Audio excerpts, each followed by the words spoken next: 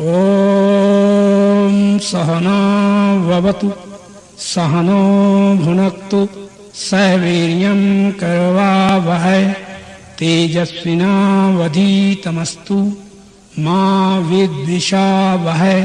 प्रेम से बोलो सच्चिदानंद भगवान की। 2 मिनट कीर्तन। जय सतगुरु दीन दयाल हरे, सतगुरु दीन दयाल हरे, जिन्हने भव सागर पार करे, जिन्हने भव सागर पार करे। जब सुने ज्ञान के वचन भरे, जब सुने ज्ञान के वचन भरे, दुख देने वाले कष्ट टले, दुख देने वाले कष्ट टले। जय सतगुरु दीन दयाल हरि। जय सतगुरु दीन दयाल हरे। अर्चनीय, वंदनीय, प्रातः स्मरणीय, जगत नियंता की चरण शरण में विराजमान समुपस्थित संत समाज एवं माताओं, मेरी ही आत्मा में विराजमान बंधुओं, बच्चों,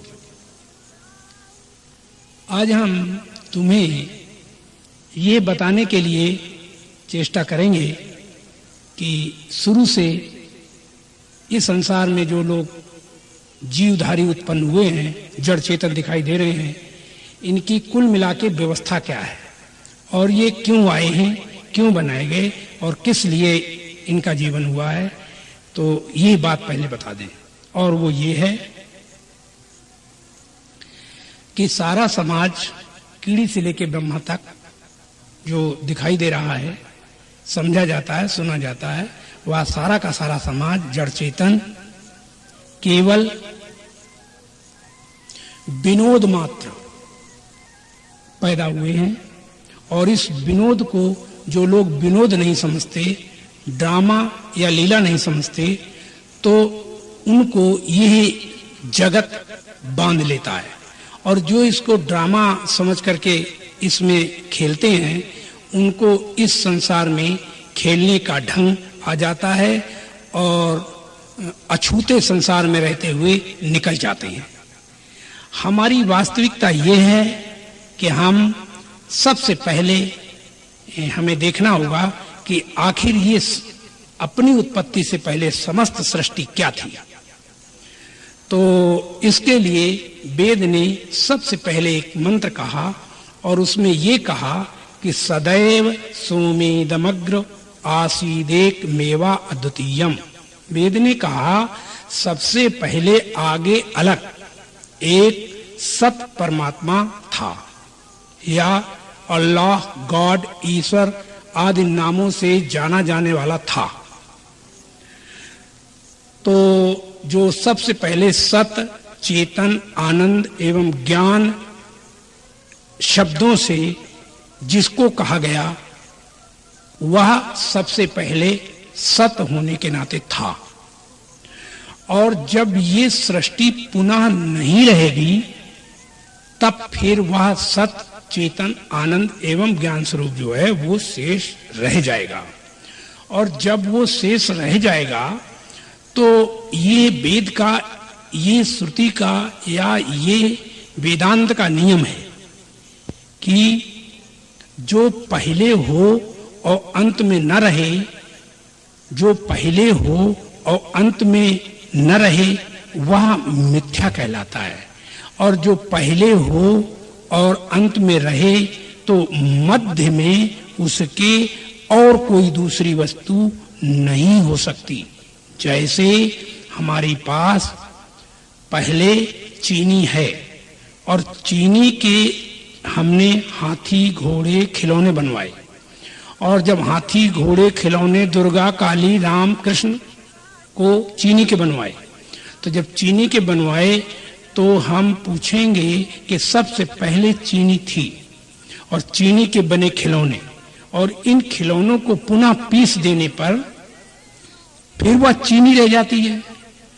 ठीक इसी तरह सबसे पहले एक परमात्मा सत नाम से यानी सत शब्द से जाना जाने वाला था, और उसके अंदर ये गुण थे, ये सिद्ध थी, ये उसका स्वभाव था कि वो सत, चेतन, आनंद एवं ज्ञान के नाम से जाना जाने वाला था। उसी को कुछ लोगों ने राम, कृष्ण, ब्रह्मा, विष्णु, शंकर इत्यादि कह करके बुलाया है, उसको कहा है। तो मैं ये समझाना चाहता हूं कि सबसे पहले एक सत था, अंत में सत रहेगा, और मध्य में जब उसके जो ये सृष्टि बन के दिखी तो देखना ये होगा कि चीनी जैसे सत पहले थी और अंत में सत रहेगी। तो बीच में जो खिलौने हैं जब मीस दिए तो फिर चीनी हो गए। तो देखना ये कि खिलौनों में चीनी है कि चीनी में खिलौने हैं। तो जब हमने देखा कि चीनी जहां रखी है वहां उसमें खिलौने ढूंढे तो नहीं मिले, मैंने खिलौने थे ही नहीं, चीनी थी। और जब खिलौनों के अंदर हमने देखा कि खिलौने के अंदर खिलौना है या चीनी है, तो प्रत्येक खिलौने से जब हमने चीनी को निकाला तो पाया कि खिलौना है ही नहीं, केवल चीनी ही चीनी है, और वो नाना खिलौने बन करके भासने लगती है।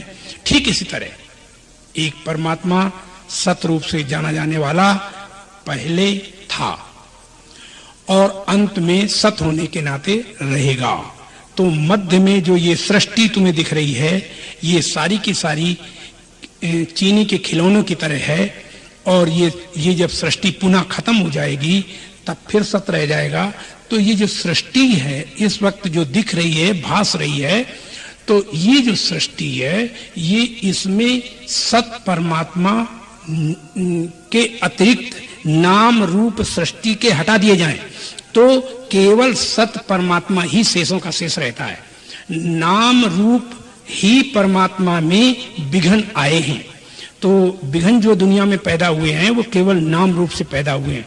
एक वस्तु थी और रहेगी है, और वही नाना नाम रूपों से प्रकट होकर के भास रही है। और जब भास रही है तो किसी भी चीज को देखा जाए, किसी भी वस्तु विशेष को देखा जाए, तो जब किसी में स्त्री में स्त्री को देखा, पुरुष में पुरुष को देखा, तो राम में राम को देखो, कृष्ण में कृष्ण को देखो, तो उनके शरीर पर जब उंगली हम रखते हैं कि ये कहाँ पर कृष्ण है, कहाँ पर राम है, कहाँ पर ब्रह्मा है, कहाँ विष्णु है, कहाँ स्त्री है, कहाँ पुरुष है, कहाँ बच्चा है, तो वहां पर राम में राम, स्त्री में स्त्री, पुरुष में पुरुष और देवताओं में देवता आदि नहीं मिलते।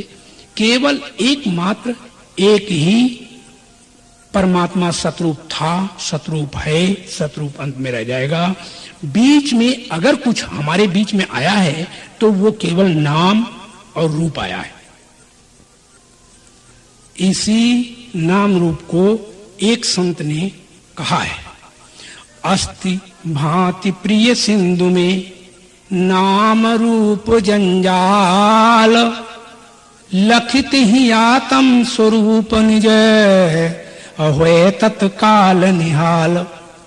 स्वामी निहालदास जी कहते हैं कि सत चेतन आनंद रूप समुद्र में यदि कोई चीज पैदा हो गई है तो वो नाम और रूप पैदा हुआ है, और ये एक जाल है, और इस जाल को ही माया, इस जाल को ही देवी देवता अवतार भगवान करके भी लोग कहते हैं। लेकिन याद रखना ये होगा कि ना कोई देवी है ना कोई देवता है, एक सत स्वरूप को ही अनेक नाम रूपों से लोग कहते हैं, विद्वान लोग बुलाते हैं। तो ये बात हम तुम्हें समझाना चाहेंगे कि जो एक है और उसमें ये अब हम इस सृष्टि में आ गए हैं, सत पहले सत अंत में, अब भी हम सत में हैं, लेकिन ये बात हम जान नहीं पा रहे हैं। तो नहीं जान पा रहे, इसके लिए हमें प्रवचन करने, प्रवचन सुनने आदि की आवश्यकता पड़ती है। और ये प्रवचन करना और प्रवचन सुनना जो है, ये देवी देवताओं या किसी कीड़ी से लेके ब्रह्मा तक को ये अधिकार नहीं है कि वो प्रवचन करे और या प्रवचन सुने। प्रवचन यदि कोई करता है तो शरीर मनुष्य का लेकर ही उसे करने का अधिकार मिलता है। तो जितने भी प्रकार के जीवधारी दुनिया में आए हैं उन सब में सर्वश्रेष्ठ शरीर जो है वो मनुष्य का है। और इस मनुष्य योनि को पाकर के जो आदमी भवसागर, जो आदमी सत्य को प्राप्त नहीं, उपलब्ध नहीं होता और मिथ्या नाम रूप में लगा रहता है, तो उसको निकलने के लिए भगवान राम ने अपने शब्दों द्वारा रामायण में ऐसे कहा। 184 बीच में यह दरवाजा एक, और ताहि पाजिगर नहीं कढ़े फिर 84 देख।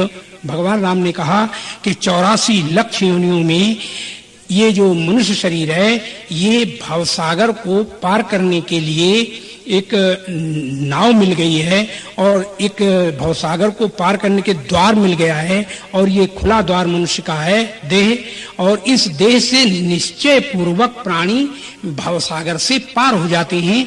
इसमें कोई शर्त नहीं है।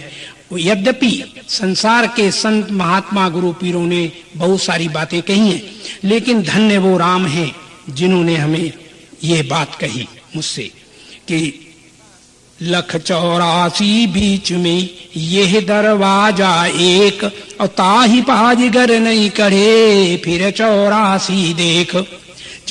एक जैसे एक अंधा व्यक्ति एक कमरे के अंदर दरवाजा खुला था, उससे वो चलता चला आया, बराबर जमीन थी, वो अंदर आ गया कमरे के। अब कमरे के अंदर आया तो वो सामने चलता हुआ दीवार मिल गई। अब उसने सोचा दरवाजा किधर है, कहाँ है, तो टटोक देखा, कहीं पता नहीं चला। तो उसने सोचा कि चलो दीवार को पकड़े पकड़े चलते हैं। तो पकड़े पकड़े चलाओ, पकड़े पकड़े जो दीवार चला तो वो 84 लाख की योनियों की दीवार थी, और वो दीवार के अंदर ऐसे पकड़े पकड़े चला। जब द्वार आ गया, आने ही वाला था, तो जब द्वार आने वाला था उसी समय उस अंधे के बदन में खुजली लग गई एक जगह पर। तो उसने दीवार को छोड़ दिया और दीवार को छोड़ करके और अपने हाथों से खुजलाने लगा। और जब अपने हाथों से अपने बदन को खुजलाने लगा, खुजलाने में उसे स्वाद मिला, और जब उसे स्वाद मिला तो वो खुजला लेता तब तो ठीक था, लेकिन उसने खुजलाने में, स्वाद में वो ये भूल गया कि हमको खड़े होकर खुजलाना चाहिए, यात्रा नहीं करनी चाहिए, लेकिन उसने खुजलाते समय पैरों को चालू रखा, ये गलती की, जिसके कारण द्वार निकल गया। और द्वार निकलने के बाद फिर खुजली समाप्त हुई। फिर उसने दीवार को पकड़ लिया, अब फिर 84 चक्कर काटेगा कि नहीं, और अगर फिर कहीं खुजली लग गई तो फिर दोबारा चक्कर काटेगा। तो हमारे वेदांत सिद्धांत के आधार पर ऋषियों ने ऐसा कहा है कि यद्यपि आकाश के तारे कोई गिन नहीं सकता, यद्यपि रेत के कण कोई गिन नहीं सकता, तथापि कोई गिन भी ले, ये हो सकता है, संभव हो सकता है कि कोई गिन सकता है। लेकिन इतना सब गिन लेने पर भी तुम्हारी कितने 84 चौकड़ी युग बीत गए हैं, 84 योनियां तुम काट के आए हो और ये तुम नहीं जान सकते। तो इसलिए ये मनुष्य जन्म जो मिला, इसको भवसागर पार होना है। जाना कहाँ है? तो तुलसीदास ने लिखा कि प्रकृति पार प्रभु सब उर्वासी। भगवान कहाँ है? प्रकृति पार प्रभु सब उर्वासी। भगवान कहाँ रहता है? प्रकृति से पार। प्रकृति क्या है? नाम और रूप। और नाम रूप से पहले जो स्पंदन होता है, उस स्पंदन का नाम, स्वतंत्रता का नाम प्रकृति है, स्वभाव है। भगवान का स्वभाव के द्वारा ये नाम रूप सब प्रकट हुए। और नाम रूप को जो सत्य मान लेता है, जो नाम रूप को सत्य मान लेता है, वह संसार में फंस जाता है। और जो नाम रूप को मिथ्या मानता है, जो नाम रूप को मिथ्या जानता है और अपने को खेल में खेलता है कि हम खेल में खेलने आए हैं, केवल ड्रामा मात्र है, यहाँ संसार में कुछ हो नहीं रहा है, ड्रामा कर रहे हैं और करके चले जाएंगे, तो ऐसा जानता है तो वो संसार के जितने कर्म बंधन हैं तो वो कर्म बंधन को यहीं त्याग देता है, कर्म बंधन यहीं त्याग देता है। इसके पश्चात वह संत शरण में जाता है, सतगुरु की शरण में जाता है और वहां यही जानने के लिए जाता है कि ये सृष्टि जो दिख रही है ये सब मिथ्या प्रपंच है, नाम रूप मात्र है। वास्तविक में जो ये जानने वाला है ऐसा कि ये नाम रूप प्रपंच मात्र है, ये सृष्टि प्रपंच मात्र है, वह सबके हृदयों में सदा अबाध रूप से विराजमान है। हमारी ये महाभूल है कि हम उसे बाहर खोजते हैं। और इसी बात को समझाने के लिए संतों ने कहा कि काहे रे बन खोजन जाई, सर्वनिवासी सदा अलेपा तो ही संग समाई। ज्यों तिल माही तेल है, चकमक में ज्यों आग, और तेरा साईं तुझ में जाग सके तो जाग। कबीरदास ऐसे कहते हैं कि गढ़ी जो अपने हाथों से प्रभु ने 9 महीने में, बनाकर मूर्ति सुंदर है बैठा आप सीने में। न कोई पूजता उसको लगे मृग जल के पीने में, उसे खोजते फिरे मक्का मदीने में। जा कारण बन बन फिरो सो बैठा घट माही, और वस्तु कहीं खोजो कहीं कैसे पाओ ताही। इस बात को समझाने के लिए एक बुढ़िया का रुपया खो गया और रात्रि होने के नाते वह बुढ़िया रोड के ऊपर खम्भों के ऊपर बत्तियां जो जल रही थी तो एक खम्भे के नीचे रोशनी थी, उस रोशनी में वो बुढ़िया अपने रुपए को खोजने चली गई और खोजने लगी। खोज रही थी तभी कोई एक महापुरुष आए, एक व्यक्ति आया, तुम्हारे जैसा भी हो सकता है। तो उसने बुढ़िया को खोजते देखा तो उसने कहा कि माँ तुम यहाँ क्या कर रही हो? तो बुढ़िया ने कहा कि हमारा रुपया खो गया है, उसको हम ढूंढ रही हैं। तो उस सज्जन ने कहा कि जब रुपया खो गया और ढूंढ रही हो तो वो रुपया किधर गिरा है हमें बताओ, हम तुम्हें ढूंढा देते हैं। तो बुढ़िया के मुख से निकला कि रुपया तो बेटा घर में गिरा है। तो बोली फिर यहाँ क्या कर रही हो? बोली घर में अंधेरा है और यहाँ उजाला है, इसलिए मैं यहाँ ढूंढ रही हूँ। तो प्यारे याद रखो, तुम्हारी ये चाल बुढ़िया की चाल नहीं है, ये सारी सृष्टि की चाल है। सारी सृष्टि में जितने संत महात्मा गुरु पीर जितने तुम्हें दिखाई दे रहे हैं, ये सब किसी न किसी वस्तु को खोजते हैं। किसी ने पूछा कि जब भी कोई क्रिया की जाती है तो उस क्रिया करने से पहले उसके पास अभाव नाम की वस्तु होती है और उस अभाव को मिटने के लिए वह सारी क्रियाएं करता हुआ पूरे जीवन लगा देता है और उसे उसका अभाव निवृत्त नहीं होता और लगा रहता है।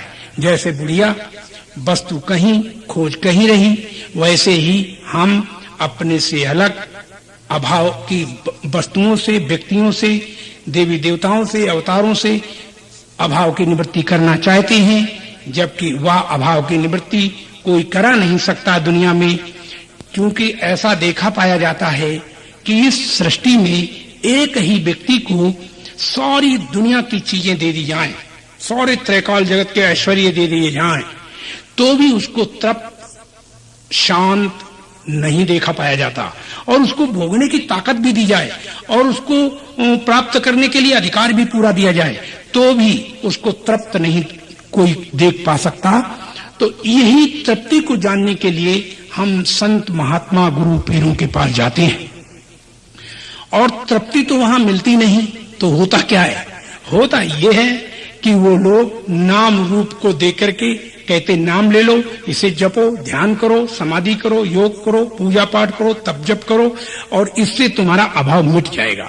और वो ये नहीं जान पाते कि कभी अभाव जो है वो किसी क्रियाकलाप से नहीं मिट सकता, किसी आशीर्वाद से ये अभाव की निवृत्ति नहीं होगी। ये निवृत्ति तभी होगी जब तुम उसको जान पाओगे। और जिसको जान पाओगे उसके जानने के लिए ये मनुष्य जन्म पर्याप्त है। तो आगे हम तुम्हें ये समझाना चाहते हैं, ख्याल में लो कि हमें अब जाना कहां है। तो जैसे कि ऋषियों ने कहा, संतों ने कहा कि प्रकृति पार प्रभु सबुरबासी, तो हमें जाना है प्रकृति से पार। तो प्रकृति से पार तभी हम जा सकते हैं जब प्रकृति को पहले जाने। तो प्रकृति क्या है?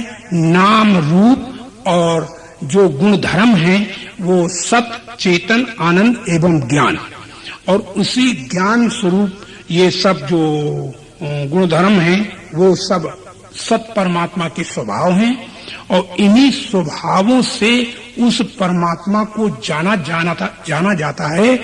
इसीलिए हमारा तुम्हारा जीवन हमें तुम्हें सबको मिला है। तो तुम सब हम सब वहां चलें। बोले कहां? तो तुलसीदास ने कहा। तुलसीदास इस विषय में कहते हैं, दैहिक दैविक भौतिक तापा राम राज नहीं काहू व्यापा। तुलसीदास ने कहा कि जो फोड़ा फुंसी या चाकू या भाला बर्छी लग जाते हैं या फोड़ा फुंसी निकल आते हैं, उससे जो एक पीड़ा होती है वो पीड़ा जहां नहीं होती वहां चलना है। और फिर आगे कहा कि जहां पत्नी पुत्र धन मकान दुकान विद्या अधिकार जहां नहीं मिलता नहीं होता वहां एक पीड़ा होती है, वह पीड़ा भी जहां नहीं होती वहां चलना है। और तीसरी पीड़ा के विषय में कहा है, जहां सर्दी गर्मी और ज्वर आदि से जो पीड़ा उत्पन्न होती है वह जो पीड़ा है वो वहां नहीं होती, जहां वहां राम राज्य है और उस राम राज्य में चलना है। इसी बात को तुलसीदास ने कहा था कि दैहिक दैविक भौतिक तापा राम राज्य नहीं काहू व्यापा। ये तीनों प्रकार के ताप राम राज्य में नहीं व्यापते, इसलिए हमें सबको जहां ये ताप नहीं व्यापते, कष्ट नहीं व्यापते, वहां चलना है। और वहां चलना है उसके लिए हमें ये मनुष्य जन्म मिला है। इसी बात को समझाते हुए भगवान कृष्ण ने गीता में कहा कि न तद्भास्ते सूर्यो न शशांको न पावका यद गत्वा न निवर्तन्ते तद्धाम परमम मम। अर्जुन को समझाते हुए भगवान कृष्ण कहते हैं कि हे अर्जुन, जहां सूर्य चंद्रमा विद्युत अग्नि आदि की रोशनी या योग के अंदर दिखने वाली रोशनी जहां नहीं पहुंच सकती और वापस लौट आती है, वहां चलना है, वहां मेरा वो परम धाम है। समझना ये होगा कि कृष्ण अर्जुन के सामने खड़े हैं, तो अगर कृष्ण ही भगवान थे, कृष्ण ही हमारा लक्ष्य था, तो कृष्ण सामने खड़े होके कह रहे हैं, अर्जुन रो रहा है और कृष्ण सामने खड़े हैं, तो ये लक्ष्य तो पूरा नहीं हुआ। तो इसलिए इस लक्ष्य को पूर्ति के लिए भगवान कृष्ण ने ये बात कही कि हे अर्जुन, तुम वहां चलो जहां सूर्य चंद्रमा विद्युत अग्नि आदि की रोशनी जिस जगह को प्रकाशित नहीं कर सकती और वापस लौट आती है, उस परम धाम को चलो। उस परम धाम को चलने के लिए हमें ये मनुष्य जन्म मिला है। वहीं पर हमारी पूर्ण तृप्ति की तृप्ति है और उस जगह जाकर नाम रूप बाध हो जाता है। तो इसलिए तुम्हें समझाते हैं कि जिसने नाम रूप को अब भी बाध जान लिया है और नाम रूपों में खेल रहा है, तो जानता है कि ये मेरा रूप जो है वो ड्रामा का बना हुआ नाम रूप है, वास्तविक नहीं। तो वह इस संसार से ऊपर उठ जाता है और ऊपर उठ के उस सत्य परमात्मा को उपलब्ध हो जाता है। तो उस सब सत्य परमात्मा को उपलब्ध करने के लिए आगे कहा गया, भगवान राम और रावण की हम एक तुलना तुम्हारे सामने प्रकट करते हैं। और वो ये तुलना है कि राम और रावण दोनों एक ही राशि के हैं। और दूसरी बात कि राम राजा है, रावण भी राजा है। राम गृहस्थी है तो रावण भी गृहस्थी है। तो रावण भी विद्वान है तो राम भी विद्वान है। तो रावण भी बलशाली है तो राम भी बलशाली है। माने पाया जाता है कि राम और रावण में किसी प्रकार की कोई कमी नहीं है, किसी प्रकार की कोई कम और ज्यादा कोई शक्ति आदि नहीं है। लेकिन फिर भी समझना ये होगा कि राम भगवान कहे जाते हैं और रावण जो है वो राक्षस कहा जाता है। इसका अभिप्राय क्या है? इसका अभिप्राय ये है कि राम जो है और रावण में जो अंतर है कुल मिला के वो इतना है कि रावण क्या करता है कि ते ही बहुविधि त्रास ही देश निकास ही जो कहे वेद पुराणा, जो वेद पुराणों को कहता उसके राज्य में तो उसको राज्य से बाहर निकाल देता, उसको त्रासता माने कष्ट देता और उसको बाहर निकाल देता। और इधर क्या होता है कि भगवान राम की समस्या क्या है कि राम जब आते हैं अपने धाम में तो राम क्या करते हैं कि एक बार रघुनाथ बुलाए असुर दुज पुरवासी सब आए। एक बार भगवान ने सत्संग किया और सत्संग का अर्थ है कि सत्य के साथ अपना एकीकरण करे, अपने को सत्य जाने। जैसे कि मैं पहले बता चुका हूं कि वेद ने यही कहा है कि आप पहले सत्य थे, फिर अंत में सत्य रहेगा, तो मध्य में सबसे अलग और कुछ हो नहीं सकता। तब हम भी वही हैं और तुम भी वही हो, परंतु सत्य से अलग अपने को जानते हैं, तब हमारी ये स्थिति है कि हम इस संसार में भटकते हैं। तो अभी बताया गया कि भगवान राम कहते हैं, राम सत्संग करते हैं और सत्संग में क्या करते हैं? सबसे पहले कहते हैं कि जौ अनीति कछु भाखों भाई। कौन कौन बैठे? तो वही बताया कि बैठे सुर मुनि और अरुद जसा जन और बोले बचन भगत भव भंजन। भगवान राम भय को नष्ट कर देने वाले राम बोले कि जौ अनीति कछु भाखों भाई और तब मोहि बरजे भय विसराई। तब मुझे वर्ज देना, हटक देना, रोक देना कि अगर तुम्हारे हित की बात ना कहें। फिर आगे भगवान कहते हैं कि बड़े भाग्य मानुष तन पावा और सुर दुर्लभ सब ग्रंथन लावा। बड़े भाग्य से मनुष्य शरीर मिला है, सुर देवताओं को दुर्लभ है और देवता तो अभी लाइन में लगे हुए मनुष्य देह को मांग रहे हैं और हमें वो प्राप्त है। तो इसीलिए तुम्हें ये समझाते हैं मनुष्य योनि की कीमत, कि ये जो मनुष्य योनि की जो कीमत है वो ये है कि 184 बीच में ये दरवाजा एक ताही पाई गर नहीं करे फिर 84 दे। ये भगवान ने कहा कि 84 लक्ष योनियों में ये द्वार तुम्हें मिल गया है, इससे एक कदम सिर्फ आगे बढ़ो। एक कदम आगे बढ़ने का तात्पर्य ये नहीं है कि तुम्हें एक कदम चलना है, तुम्हें एक कदम जहां तुम अपने को जानते हो कि मैं ब्राह्मण क्षत्रिय वैश्य शूद्र हूं, वहां पर आप इसको नाम रूप को हटा दो। और नाम रूप को जो ही आप हटा देंगे तो आप पाएंगे कि वहां आप एक कदम पीछे या आगे नहीं गए, बल्कि ज्यों के त्यों जहां थे वहीं पर आप अपने को जान पाए। तो जब कोई प्राणी वहीं अपने आप को जान पाता है तब वहां उसको कर्म कांड, पूजा पाठ, तप, जप, ध्यान, समाधि, योग आदि करने की आवश्यकता नहीं रहती। और प्रिय बंधु, हम तुम्हें ये भी बता दें, वो ये है, जब से सृष्टि उत्पन्न हुई है तब से अब तक, और जब तक सृष्टि रहेगी तब तक, आज तक कोई व्यक्ति भूतकाल में नहीं गया, हमेशा नित्य में रहा और भविष्य में कभी जा नहीं सकता, न जाएगा। ये जो नित्यता है ये हमारी परमार्थ स्वरूप, हमारा अपना निजानंद है और इसी निजानंद को परमात्मा स्वरूप कहा जाता है।